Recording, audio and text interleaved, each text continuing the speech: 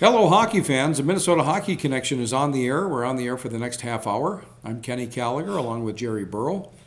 And Jerry, let's jump right in. The UMD Bulldog men's hockey team, number 2 in the nation going into the weekend, this past weekend, against number 1 North Dakota.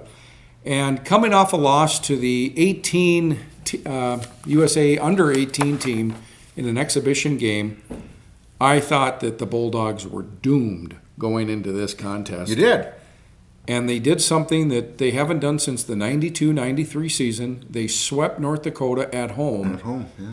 And remarkable. This was quite a weekend for the Bulldog men and the women. The women swept as well. We'll get to some women's talk, but right. It was. I told assistant coach Brett Larson that on Sunday that was the best weekend at home for UMD hockey in the 25 years I've been back in Minnesota. Everything went right for them. Their speed was dominating on the first 2 lines against North Dakota. Their special teams was amazing. I mean, they got shorthanded goals, power plays, and they killed off 11 out of 12 the penalties. And then plus 2 were 5-on-3s. well, you're absolutely right. They jumped out to those early leads, and they never looked back. Right. Either night. In the one-on-one battles, they were so much better than North Dakota, too. They outplayed North Dakota both nights Yes. in every period. Right. I thought the first period North Dakota came out and they just didn't score. If they would have scored, I think there could have been a little difference there. But somehow UMD got through that first period, and boy, it was fun to watch the hockey. UMD, 13 shots in that first period to North Dakota's 5 in that opening Friday night game. UMD led that period 1-0 on a goal by Alex Iafallo. He would go on to score a hat trick. 38 shots on goal to 26 for North Dakota Friday night. And North Dakota 1 for 6 on the power play, and the Bulldogs 2 for 5. But let's look at Saturday night's game as well, because you had Carson Kuhlman opening up the scoring, followed by Carson Soucy, and then Kyle Osterberg. That shorthanded goal. Tic-tac-toe. Oh, my goodness. And we were talking about it on Monday Morning Sports Talk. When was the last time you've seen a tic-tac-toe score on a shorthanded? Yeah. Shorthanded. Amazing. Bulldogs will remember this for a long time. Let's hope that they can do that next time these two teams meet. But again, Saturday night North Dakota outshot the Bulldogs 30-25. North Dakota 0 for 7 on the power play Saturday night. UMD 1 for 5.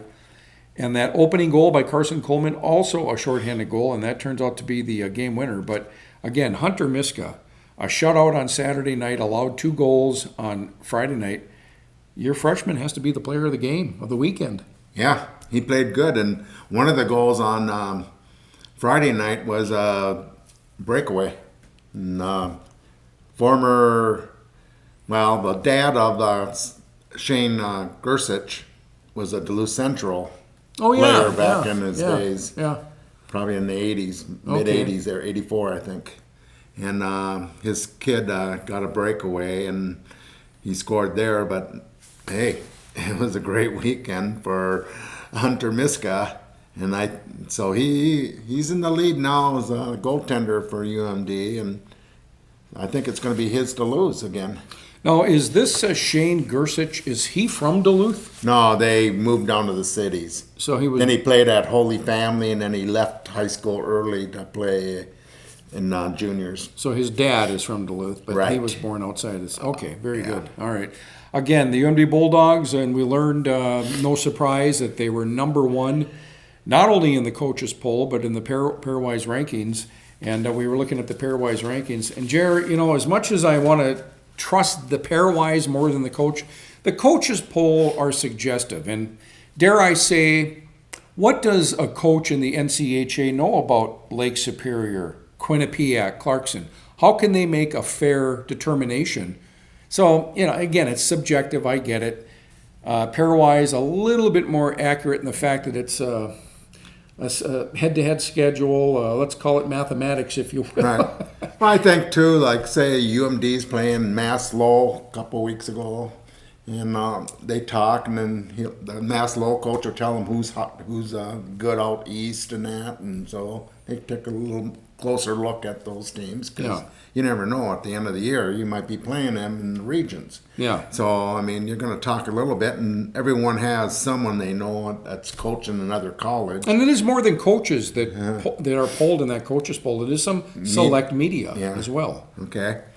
And then the pairwise is a mathematical thing they set up, and it's just funny sometimes when you look at it. How can it get that way? But Well, UMD number 1 in pairwise, number 1 in the coaches poll, number 2 in pairwise. With one game played, they're 1-0-0. Dartmouth, that's not going to stay number there. 2 in pairwise, followed by Ohio State, Vermont, Denver, Penn State, Massachusetts Lowell, North Dakota 8th in pairwise. Right. Wisconsin 10th. Surprisingly, Wisconsin's turning things around this season. Minnesota, the Gophers 13 in pairwise. Bemidji State and Minnesota tied for 13. Minnesota State 15. St. Cloud 20th in pairwise. And then they got Ohio State 3. It's just kind of strange to me.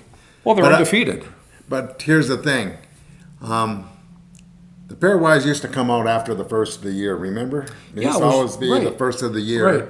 And I think after the first of the year, you kind of know who's going to be good. Okay. And I think toward the end of the season, they got it pretty close, the pairwise. Yeah. Right now, I mean, you just kind of laugh. Wait a minute. Yeah. Looking at pairwise rankings, again, St. Cloud tied with Notre Dame 20th. And the Bulldogs will play St. Cloud this weekend down in St. Cloud. And, And with that speed that UMD showed the other night, especially on the first 2 lines, I tell you, it should be going to St. Cloud. A bigger rink helps speed teams. So they better show up 2 weeks in a row. Well, if I recall, they did well their last season, too. And, Dominic Toninato, arguably the leader or the captain of this team, 1 point over the weekend. Yeah, but he's a two-way player. He goes 200 feet. The defensive stuff he did on this weekend saved a lot of goals, I think.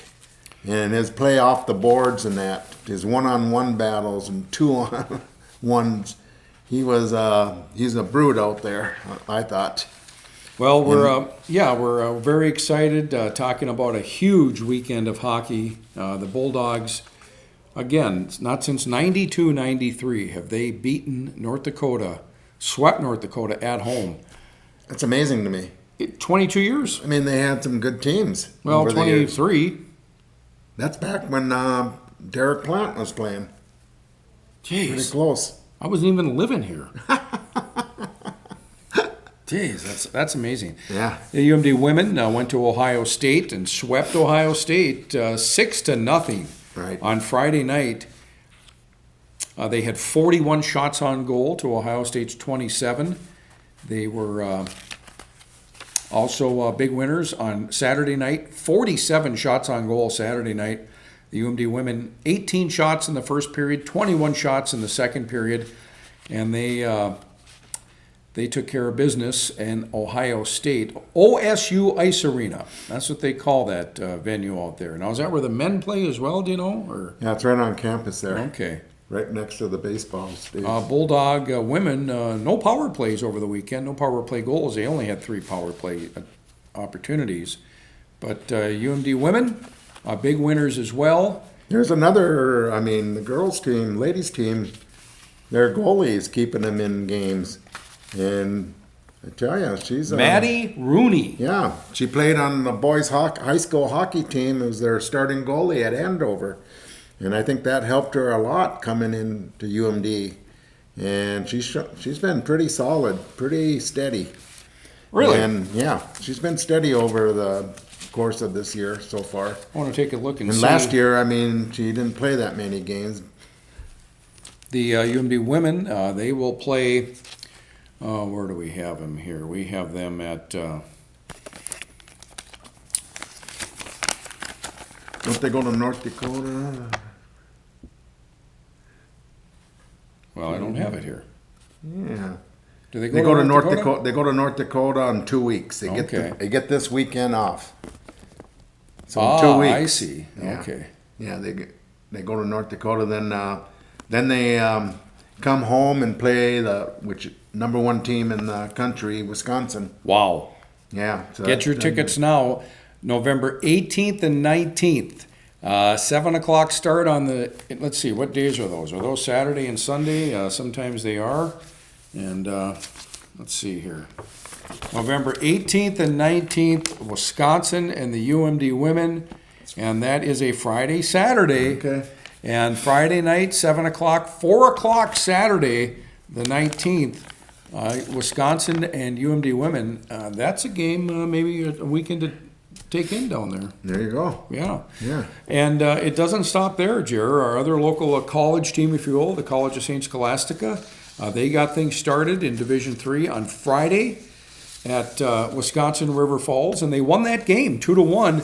They only had 15 shots on goal. They had 2 shots on goal in the first period, but it was that second period with 9 shots on goal that St. Scholastica got goals from Stephen Fee and Derek Sutcliffe and Peter Megaritis, goaltender for the Saints, got the game, won the game for the boys. And Scholastica big winners on Friday night over Wisconsin River Falls, a ranked Wisconsin River Falls team. And then Saturday night, they played at Dunn County Ice Arena against Wisconsin Stout. Close game, and they lost 3-2. They outshot Stout 28-21. And Scholastica... Guess who's on that team, Wisconsin Stout? Alex Toscano, Jackie Forbert, and Connor Velasano. 3 Duluth East. Trent Olson? No. Oh, I'm thinking Trevor Olson. There's a Trent Olson. No. Okay, yeah, I see Jack Forbert. Really? Yes, 3 Duluth East players. My goodness, going down to Stout, huh? Yeah. All They're right. making a little Duluth East team down there. Ooh, well, the staff and crew down at Stout is excited that some Duluth boys are down there playing hockey. Yeah. All right. University of Minnesota Gophers hockey team won in overtime at Clarkson, and then a 2-2 tie against St. Lawrence on Saturday. They'll play North Dakota. They're going to host North Dakota this weekend. Yeah, I'll be there. Wow.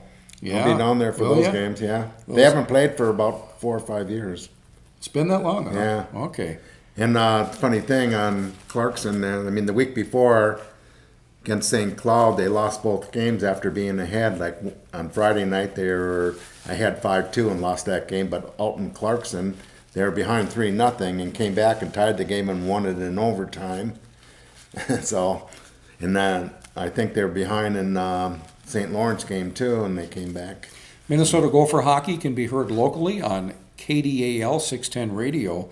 7 o'clock Friday, 8 o'clock on Saturday. 8 o'clock on Saturday. Yep. 8 o'clock on Saturday, men's, or rather Minnesota and North Dakota.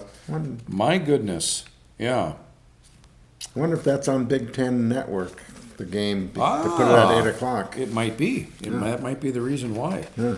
And the Minnesota Wild, Jer, they had the 4-game road swing that they went on, and they lost at New Jersey and at the New York Islanders, and it didn't seem too good. It seemed like the team was going the wrong direction. But a shutout at Boston and Buffalo, and then the home game this Saturday against Dallas, Devin Dubnyk completes the goalie hat trick. The third shutout in a row for Devin Dubnyk, earned second star of the week in the NHL. How come that's not the first? Well, I looked into it. The first was goalie Anderson. He had 2 shutouts. That's it? And he got 3. he had to leave to go visit his wife, who is battling cancer. Ooh. The backup goalie got hurt, and he was called back into action and had to leave his wife and go back and play, and did very well and deserving of number 1 star of the week. And then third star was Shea Weber, who had a couple of goals and assists and had a real He good plays week. for Montreal Right, now. had a real good week. And boy, look at the standings in the NHL. Jeez Louise, is it 1984? Edmonton, Yeah. Montreal, Vancouver. yeah, gee, Vancouver yeah. and Edmonton. What? Yeah. Those were the lower teams last year. Yeah. The Minnesota Wild seem to be going in the right direction now with 3 straight wins. They will play Buffalo on Tuesday. After that's just less than a week after beating them in Buffalo, and then the Wild after Tuesday. They're going to have 3 games off, and they go back on a 4-game road swing at Colorado, at Pittsburgh, at Philadelphia, at Ottawa. After Tuesday, November 1st, the next home game for the Wild, Tuesday, November 15th, 2 weeks. against the Calgary Flames. And then they got a short stand, homestand, Calgary, Boston, and Colorado. Right. They got their work cut out. Yeah. This is a tough month. And they got some injuries right now. They got Scandella wasn't playing, and Parisi wasn't playing. Who else was out? Spurgeon just came back, I think. Pretty sure he came back Yeah. on Saturday night. And What's the word on Kemper versus Stalock? I don't know. Anything? No, Stalock. Is he at Iowa? Yeah, but he had a couple of bad games down there. Did he? Yeah. Okay. So who knows? Yeah. Sometimes you need to get up to the number 1 league, and Yeah. you play better, seems like. Great win for the Wild Saturday over Dallas. We'll always hate the Dallas Stars because they took our North Star team, as we all remember. And great win, 4-0 Saturday night in St. Paul, rather. But that shorthanded goal that Mikael Granlund scored, it was deep into the Wild zone in the corner, and Mikko Koivu got the puck. Actually, I think Mikael did, and he passed over to Mikko, and they came out of the zone with it, skating full speed ahead into the Dallas zone, and Mikko Koivu made a nice little stop, drew the puck back, got a nice pass to Mikael, put a little deke on the goalie, and scored. And that was the first goal. That turned out to be the game winner, but shorthanded. And there was one of the websites that posted the goal as a nice goal. I thought, nice. This is one of the most remarkable goals I've ever seen scored, ever. That was nice. And if you get a chance to see it, wild.com, a great goal. And is Mikael Granlund, is he finally in the driver's seat to score 25, 30 goals? Nah. Be a he's not leader? I don't think he's going to be that big goal scorer. Really? But he can be a playmaker. And so it depends. Koivu's going to be the center, and then Parisi's been hurt now, so Well, what's the latest with Parisi? He took a Who puck in the knows? foot? I don't know. Yeah. He's had back problems. We don't know. You know, Zach, how long has he been in this league now? He's been there quite a while because he came out of North Dakota. He's probably 21 years old when he started Yeah. the National Hockey League. And Yeah. he played a long time over in New Jersey. Sure. So I bet he's been there at least 10 years. Yeah. All right. So he's probably 31 now or something like that. So the Minnesota Wild playing very good hockey. I believe that their record is 6-2-1, are they? I think is what I saw. But what's up in... well, we've got Wilderness Hockey up in Cloquet. What's up with the Wilderness? Friday night they're out in Brookings, South Dakota, and they lost 2-0. And then Saturday night they had a big win. It was way out of like 8-2 or something like that. It's kind of funny how 2 nights are so different, these games sometimes. Yeah. But they came back, so they're playing about 500 hockey, but the coaches, new players and everything, trying to get everything, a little chemistry. And I think they got some good coaches out there at the Wilderness, and I think they'll be a good team by the end of the year. You just mentioned some of the former Duluth East players that are now down in Stout that left the Wilderness. 2 of them. Who's left on the Wilderness? Who are some of the They guys? got Luke Dahl, Nick Altman. Oh, Altman. Nick Altman. Nick. Yeah. All right. And they got Ryan Peterson. Okay. These are the Duluth East kids. Yeah. Let's see. Do they have any other... I don't think they have any Hermantown kids. See, Jared, what is the status? Somebody asked me, and I didn't know. Avery Peterson out of Grand Rapids. He'll be able to play by the middle of December when the semester's done. All right. So then he's on the roster then. Now, if you recall, So the first of the year, their first game at the first of the year, because they don't have any games after the middle. Avery Peterson went to play at the University of Nebraska, Omaha, but then suddenly changed his mind and wanted to come nearer home, wanted to be closer to home in Grand Rapids. He's got a brother that suffers from a development disorder, I believe. Not sure Yeah, exactly. so I don't know what it is. if he'll be able to play against Bemidji State, or does he have to wait until Colorado College at the 6th and 7th of January? So Avery came home, and NCAA rules say that, well, okay, you can do that, but you got to miss some games and sit out, and so he'll be back after the Christmas break, basically. Right.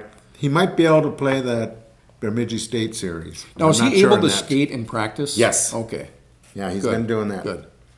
And they say he's looking good. Yeah. So that's hey, that's going to help the team too. What do you recall of Avery as a high school player? Oh, great shot. Yeah. A pro shot. Really? Get him in the slot. Then in college he had problems getting started because you got to move your feet in college. They're bigger and faster. Yeah. And the spaces are small, so if you're not moving, you're not going to get them small spaces. But if he gets in the small space in the slot and someone gives him that puck, he's going to score a lot of goals. Yeah, I've noticed that about the Bulldogs this year. And granted, we're just getting started in the season per se, but they seem to be taking more shots and not and less passing. And I like that.